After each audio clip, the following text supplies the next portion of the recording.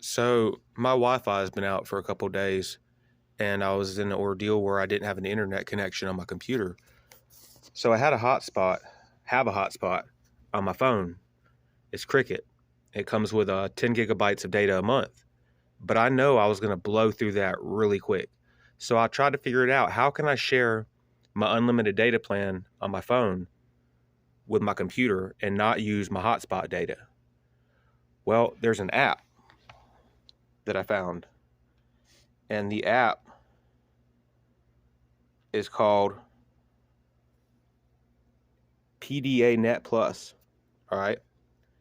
So this allows me to USB tether my phone's data to my internet connection on my computer and hide the usage for my carrier.